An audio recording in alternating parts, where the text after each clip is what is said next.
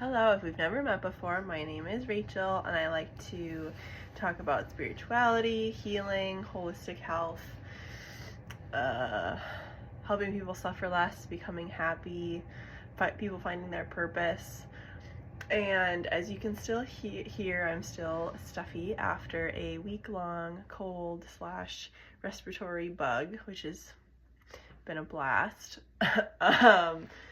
But today I wanted to do this video for a while, and I just didn't feel good and whatever. So I want to talk about men's performance in the ED sort of way for YouTube. I don't know. I gotta figure out how to talk about what I want to talk about without, getting it out into the world so people can actually find it. But disclaimer, I'm not a doctor. I can't say that anyone has anything, but like I was just saying, my whole thing is I like to understand the energetics of why something is happening. For symptoms that I've had in my life, right? Like if I'm given the blanket term of anxiety by a regular doctor, like they never told me about my nervous system and the parasympathetic and the sympathetic nervous system and inherited stress and traumas. So one of my aims that I want to do as a goal and just as a healer and a coach and a whatever is helping people understand what's going on, like from the root cause and at a deeper, like unconscious and subconscious rather than just the conscious and what we think about. Sorry, there's also a bird, which reminded me I saw an eagle yesterday at work. Which was nice because I needed to sign for sure. Spoiler alert, if you see eagles, you're probably an old soul. It's a very, obviously, bird's eye view of everything, holistic view. But anyways, so again, I'm not a doctor. What I struggle with ED, blank dysfunction for men that just go to the regular doctor. So they're given a pill, right, that makes their member do what they want it to do. But that's just what we've done as fixing a problem without looking at why it's happening in the first place. And I don't know why regular medicine or the regular doctor doesn't say like, hey, let's dive into that a little bit. Like this symptom wouldn't be if everything was operating as it quote should or normal or natural or whatever way, then you wouldn't have this symptom or this problem. And I don't know why the regular doctors in Western medicine doesn't look at that. But being a healer and looking at holistic medicine and everything for myself, that's what I care about. And I know this problem or this symptom happens for men often. And I don't like that. I think it's sad, especially when we like so focus on like manhood, whatever. I mean, whole other topic of conversation. But so what I want to touch on the most is we have different energy systems in the body. There are meridians, which I don't know as much about, but we also have chakras. The root chakra being at the base of the spine. The next one is the sacral one, which is the reproductive organs. And this is the chakra that's probably going to be blocked for the most part with people that experience this symptom. The sacral chakra is sexual energy, emotions, creative energy, right? Like literally creating new life. But for creative energy in your life too, like if you're an artist or musician, like is there energy in your life where you get to create something in the world? But anyway, when I go back to tapping into the energy of why this symptom occurs, there's a lot of disempowering energies and emotions that come up. So I would suggest or work with someone in that aspect to understand, okay, when did you feel disempowered in your life?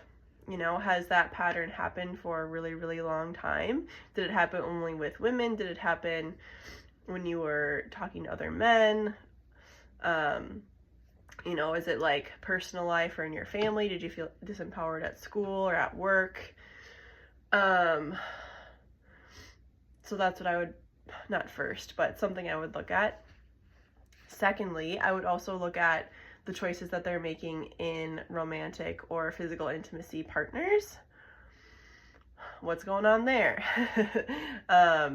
Sure, you can be physically attracted to someone, but have you always chosen people that you didn't really feel safe with? Do you feel like you're actually not connecting with them in a deep way? Are you just connecting to them for the flesh reason? Do you feel emotionally safe with them? Do you feel emotionally safe in your own body? Those are the two main things I tapped into already. Let's see if anything else comes up. Orange being the sacral color. Orange, you can work with colors to heal your body. So I might help them envision the color orange seeping into every single one of their cells in their whole body. You can also eat orange foods like carrots, turmeric, sweet potatoes. Did I say oranges? Oranges, carrots, sweet potatoes, turmeric.